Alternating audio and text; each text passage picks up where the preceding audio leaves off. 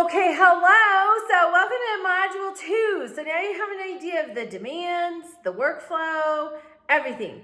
This week, you're picking your project topic, no COVID-19. I made that mistake in the last class. I let somebody pick COVID-19 and we just don't have the amount of historical narratives that we need to compare and contrast. Please do not pick COVID-19. Pick something older than that. You could pick the war on terror that ensued after 9/11. That, I think we have some perspective, but nothing more recent than that. Okay, if you have questions, reach out to me and we'll hash through that. Okay, so this week we are looking at always, this whole class, diverse perspectives. And so think of it if you and a friend go shopping, old-fashioned, like we used to. You go to the actual store. You stand in front of a rack of clothes. What appeals to you? Say you're going for a shirt. The shirt that appeals to you is probably not the same one your friend's going to pick. And that's because we have preferences. We have bias. My favorite color is red. Your favorite color should be and probably is something else. We have different natural likes, things that appeal to us, preferences, and then we have unique life experiences. So when we view something, when we learn about something, it's going to go through all of these filters. I have 51 years of filters, baby. It's got a lot to get through. I'm going to view something differently than anyone else. That's what makes studying history and also being alive in the world exciting. Everybody's different. And so it's so interesting. There's something we can learn from every single person we encounter. And so this week, we are looking at how bias can enter into the documentation and the interpretation of history. I read a book by A.J.P. Taylor about World War II. And he said one of the problems with World War II history is that much of the primary source documentation we need from Germany was destroyed in the bombing campaigns. It was housed in Berlin. It was destroyed. Berlin was shredded, trying to get Germany to surrender.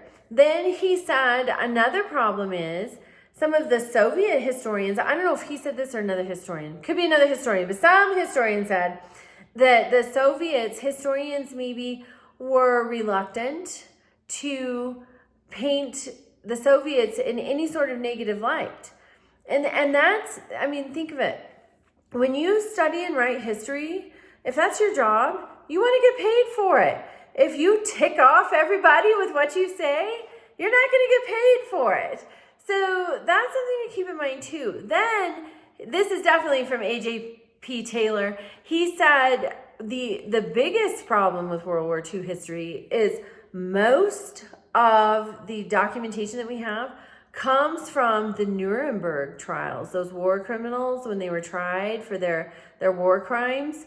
So, and he said that's prepared by attorneys. And when an attorney looks at information, they look at it from the standpoint of how can this help bolster my case, my side of the story. Where a historian approaches history, hopefully, seeking to understand what happened.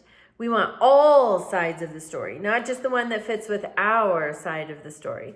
So it's really interesting, and I thought that was really an important point for looking at all aspects of history. We have bias, we have preferences, we have an objective.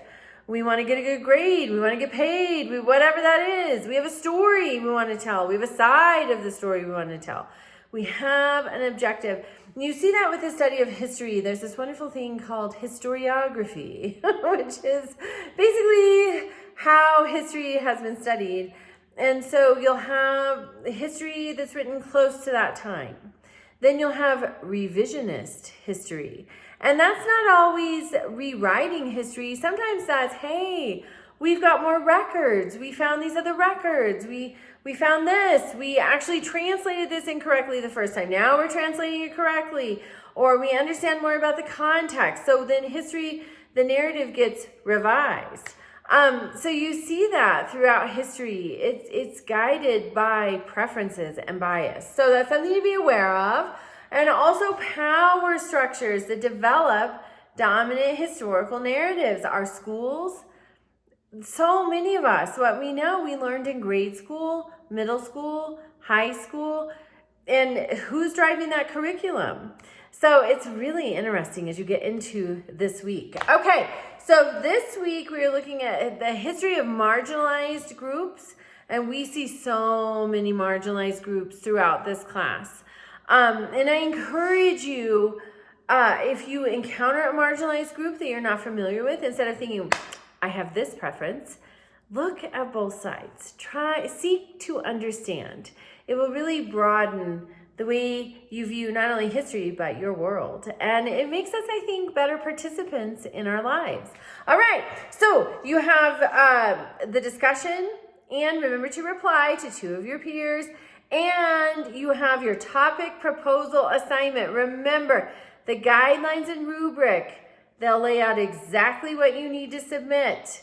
It is your key to success in all assignments. Check it out. Okay, reach out with questions. If you have a topic that you're worried might be too recent, just shoot me an email and we'll hash it through. All right, have a great day.